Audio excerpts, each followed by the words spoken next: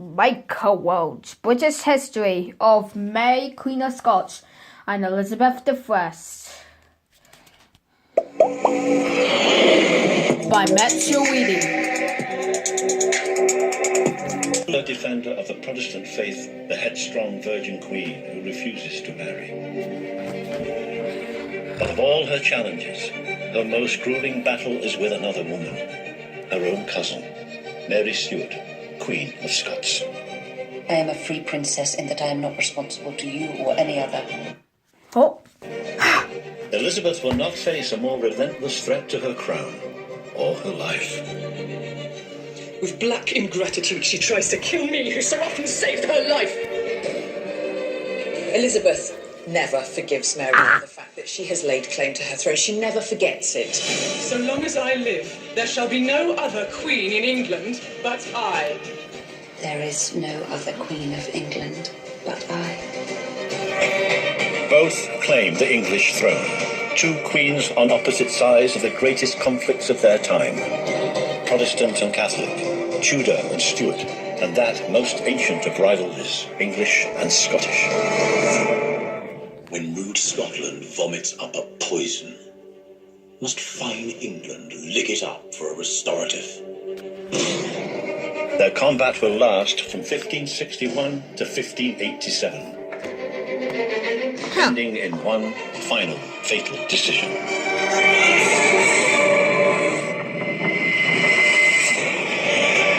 And yet, in nearly 3 decades of obsession with each other, they will never actually meet. Their explosive relationship is played out entirely through letters, written with an intimacy and passion that still burns through the paper. Beneath those elegant phrases swirls this dark, deadly current which is going to drag one of the writers down. Here, for the first time on television, dramatized purely from the words of the two queens and their courtiers, is the fatal story of Elizabeth and Mary. No more tears. I will think upon revenge.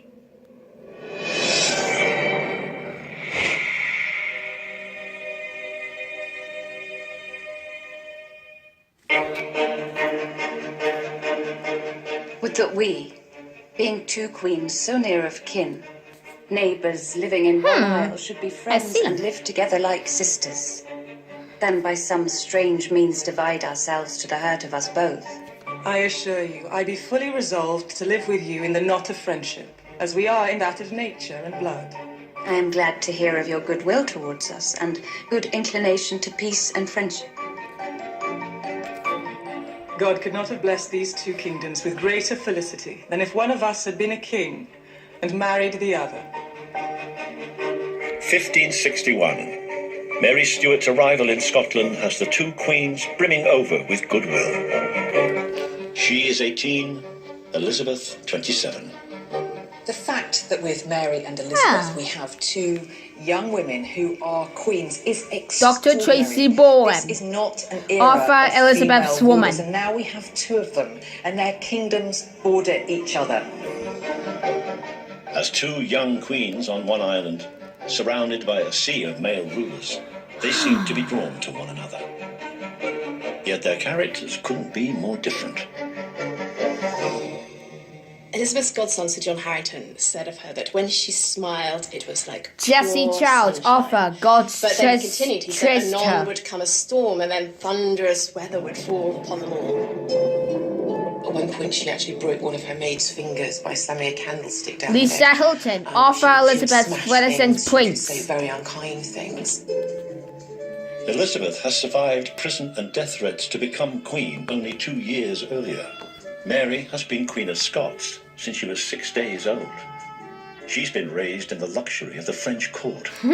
Mary loved life. She loved dancing, she loved hunting, she loved sewing, she loved people. She would have danced all night if she could. She'd been raised the pampered princess in France. She was very vulnerable. She was volatile. She was alluring, but she was impulsive and she was impatient. And these were seen as quite dangerous qualities in a queen in the 16th century. If you're a man looking at this from the 21st century backwards, you think if you want a good date, you're going to choose Mary Dr. every time. John Guy, University of Cambridge.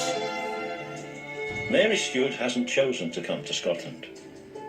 The death of her husband, the King of France, just left her with no role in the French court. She's sort of unmoored when she arrives in Scotland, and she's got these big... Skip.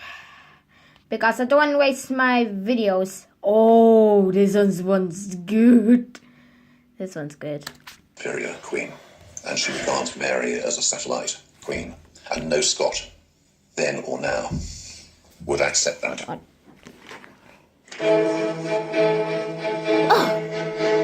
Elizabeth isn't like other queens. She has little interest in marriage. That would mean handing power to a husband. No husband means no chance of an heir, no matter how much Burleigh badges her. God send our mistress a husband, and by him a son, that we may hope our posterity shall have a Lord masculine Burleigh. succession. I am already bound unto a husband, which is the kingdom of England. As many as are English are my children. If I am to disclose to you what I prefer if I follow the inclination of my nature, I will tell you. It is this. Beggar woman and single, far rather than queen and married. I think the reason Elizabeth chose not to marry had an awful lot to do with Oh, the wrong examples character again! she had learned Damn in it! childhood. So, of course, it's not a great role model, the fact that her mother, Anne Boleyn, is executed by her father. But I think it went further than that for Elizabeth. There have been a number of scandals surrounding her. At the age of just 13, the first major scandal erupted. Her stepfather, Thomas Seymour, came into Elizabeth's bedroom early in the morning and basically, you might say he sexually touched her.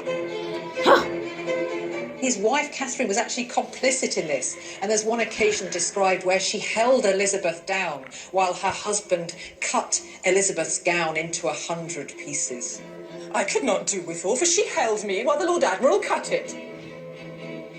I've thought about this for over 30 years, and I now think that Elizabeth had probably pretty much decided that she never would marry. And I think the reason for this is simply those teenage experiences when she had seen how men could behave.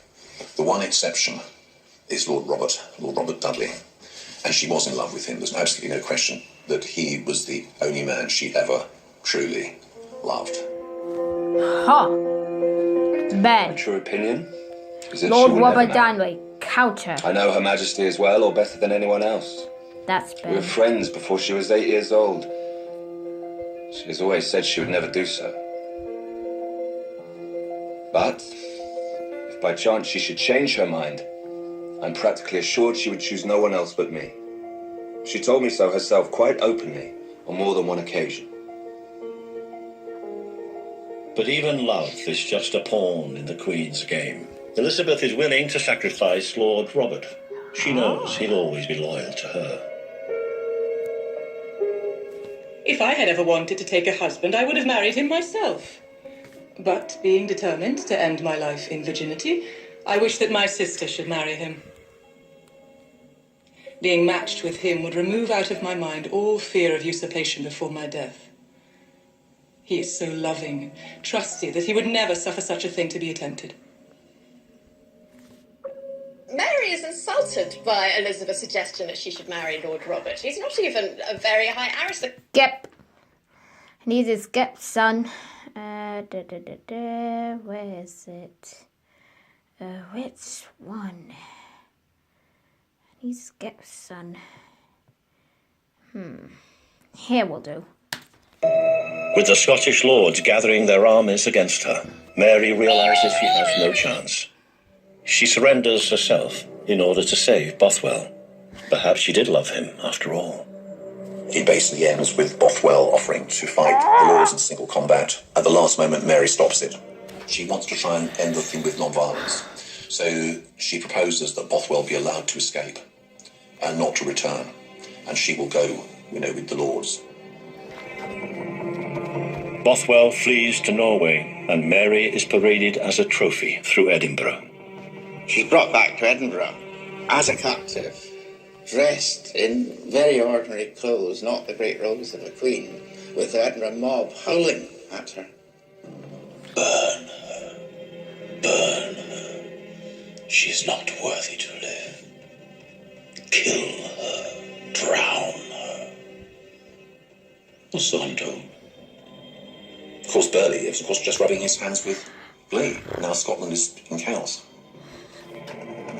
But in England, Elizabeth is having none of it. First, she throws her support behind Mary. You have a good neighbour, a dear sister, and a faithful friend. You shall not lack my friendship or power for the preservation of your honour in quietness. You don't rebel against an anointed queen. That's a red line for Elizabeth. So she's always going to support Mary against the lords who are undermining her sovereignty. Then Elizabeth threatens war against the Scottish lords.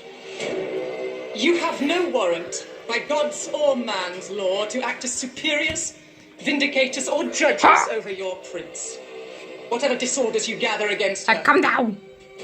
If you continue to keep her in prison, or touch her life or person, I will not fail to revenge it to the uttermost. Rather than fight Elizabeth, the Scottish lords imprison Mary on an island in Loch Leven and force her to abdicate. They show her the documents, she reads it through, she doesn't want to sign it. They threaten to slit her throat.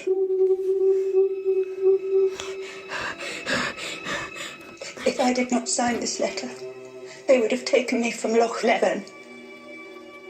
And as they were crossing the lake, would have thrown me into it. Or secretly conveyed me to some island in the middle of the sea, there to be left unknown for the remainder of my life. They advised me to sign, for if I did not,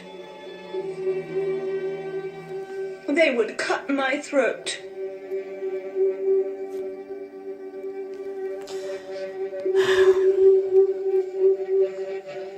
You don't imprison a woman like that and expect her just to, keep her composure. So they just brutally wear her down. Of course, she also has... Skip a little bit to there. I am no enchantress, but your sister and natural cousin. But Mary's protests fall on deaf ears. The queens are caught up in a battle bigger than themselves. Catholics and Protestants are dying on both sides in the Netherlands, in France. And what happens with Lisa Elizabeth Hilton, and Mary offer is that Elizabeth's privately Western moderate queens. though they may have been, they become polarised as figureheads of two sides in a more and more extreme conflict in which their particular conflict with one another has become emblematic. To Lord Burleigh, the Catholics are a clear and imminent danger. Their malice is bent against your person. They will never cease, as long as the Scottish Queen lives. Elizabeth refuses to be bounced into executing Mary Queen of Scots. The evidence is not watertight, and also she has this abhorrence at the idea of executing an anointed queen. Can I put to death the bird that, to escape the pursuit of the hawk, has fled to my feet for protection? Honour and conscience forbid. Mary's held in castles all over England, but she never accepts being a prisoner. Since you have detained me forcibly, if you suspect that I desire my liberty, I cannot help it. I am a free princess, in that I am not responsible to you or any other. Months turn into years of confinement. Mary never tires of writing to Elizabeth, tens of thousands of words, demanding her freedom and pleading to meet. Each word scored into her embittered heart. I have written to you several times during the last year to lay before your consideration the unworthy treatment which I have received in this captivity. In her more desperate moments in captivity, she becomes increasingly a prisoner of her own imagination within this claustrophobic world. Mary did start sending small gifts to Elizabeth to attract her attention. Elizabeth had a terribly sweet tooth, so Mary would send marzipan, she would send Good cookie. nuts. She also had a mirror. Skip this part. In Rome and in the Netherlands who want to give their lives. What character says us? It's Mary. Is it? Yes. It doesn't take long before a young man writes to Mary. Burley's trap is set. Anthony Babington is a young, not very bright, but enthusiastic Catholic gentleman with too much money and a lot of time on his hands. I have been... He writes to her, and he says that he will help spring her from her imprisonment, and at the same time, 6 gentlemen will do the deed. They will assassinate Elizabeth. There be 6 noble gentlemen. Anthony Babington. Who, for the zeal they bear the Catholic cause and your Majesty's service, will undertake the execution.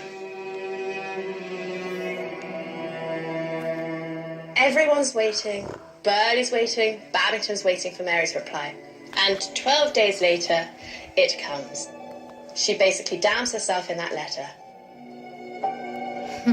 The affairs being thus prepared, and forces in readiness both without and within the realm, then shall it be time to put the 6 gentlemen to work upon the accomplishing of their design. Babington's promising her ships and soldiers, and there never were any. There were no ships, there were no soldiers, there were no loyal Catholics waiting to carry her to elegance and luxury and freedom such as she'd known in her childhood. It was all a fantasy, and what's terribly, terribly sad is that Mary still believed it. Burley's spies bring him a copy of Mary's letter. But will it be enough to condemn her to death? I hope that God, which hath given us the Lord light Burnley, to discover Chief Minister of this great Elizabeth. conspiracy, will also give assistance to punish it. Any sympathy Elizabeth ever had for Mary is gone. Well, what do you think of your Queen of Scotland? With black ingratitude and treachery, she tries to kill me, who so often saved her life. Now, I am certain of her evil intent. It may be she will not have another opportunity to behave like this. Despite the proof, Elizabeth can't... Yep. Okay.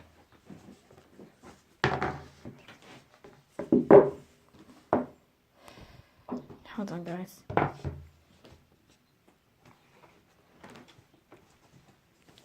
Do you want this as well? No, you always put that one under Okay. here, don't you? Okay. Oh, yeah. Oh, the blades like this, you? No, it's Mandy. Alright.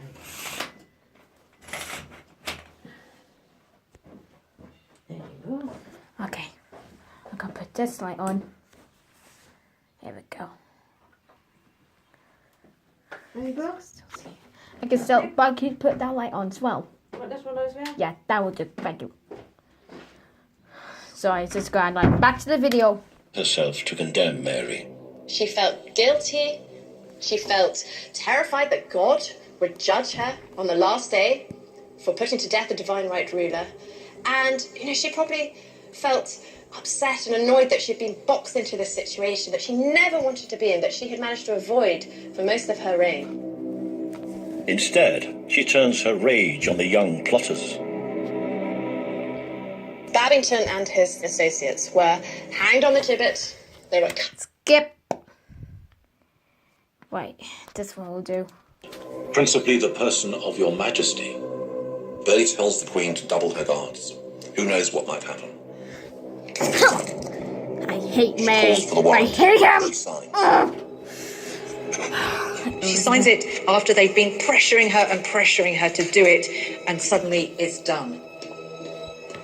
Burley quickly sends off the executions. But then, almost immediately, Elizabeth acts as if she didn't know what she was signing. I was given a whole pile of papers by my secretary. He should have told me that top of the pile was the warrant for the execution of the Queen of Scots. So she blames everybody but herself. All the time, she's trying to wash her hands of the blood of Mary, but they are covered in it. After 19 years of confinement, Mary is suddenly told that she will die the next morning at Fotheringay Castle, February the 8th, 1587. I did not think the Queen, my sister, would have consented to my death. But seeing that your pleasure is so, death shall be to me most welcome. Do not accuse me of presumption if on the eve of leaving this world and preparing myself for a better one, I remind you that one day you will have to answer for your charge. Mary had decided that she would die a death that would always be remembered. She was going to go for a Catholic martyrdom. If she couldn't win in life, she would triumph in death. Warning. On the child of the age of 18, not allowed this. Not younger children, not allowed this. Thank you, and continue the video. Mary may not have had much sense, but what she did have was great style. And right until the end, she kept that up. She's dressed in black. Come on, make it dressed in black. You're right. Yeah, we make it dressed in black. There's a cross in one hand, a Latin prayer book in the other. There's a rosary around her wrist. I hope you shall make an end to all my troubles. She shows charity to her executioner. She consoles her weeping ladies. Under her outer garments, she's dressed in tawny red, the colour of martyrdom. There's even sort of gallows humour that you get, so she jokes with her executioner that she hasn't had such a servant undressing her before, and certainly not in front of the audience that she had there. I have never taken off my clothes before such a company.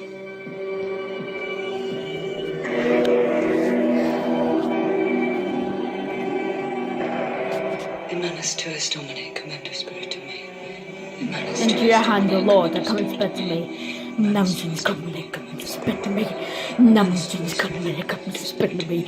Malediction, come and spare to me. Malediction, come and spare to me. Nonsense, come.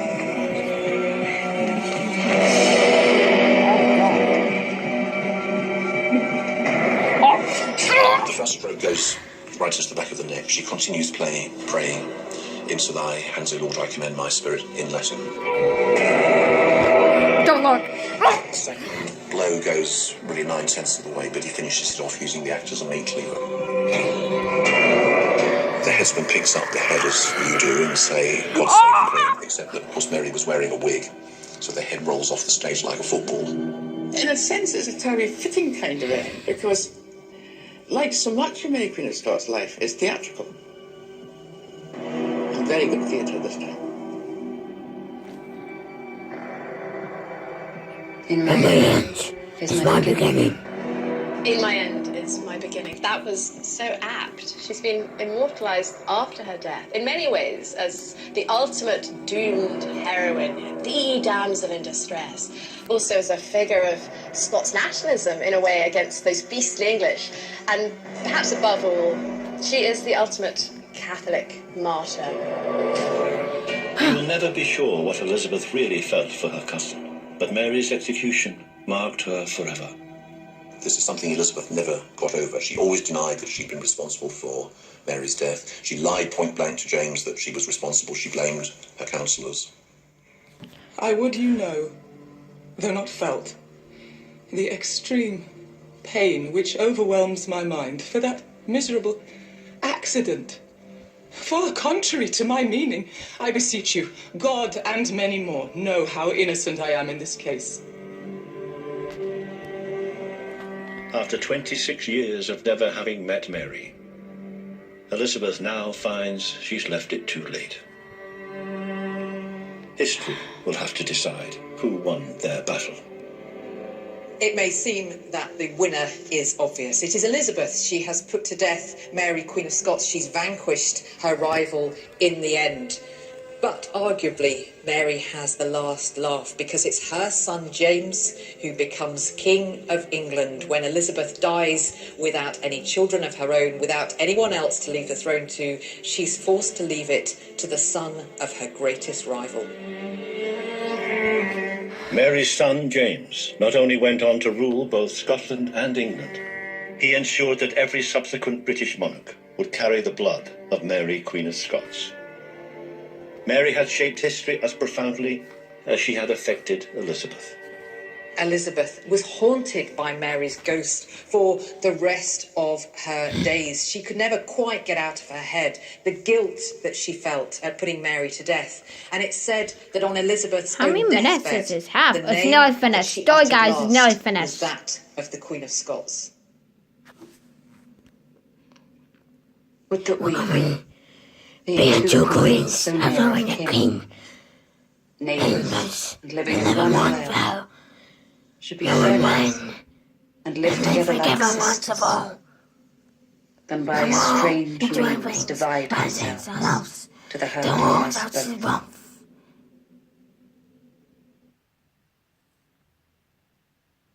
Yeah.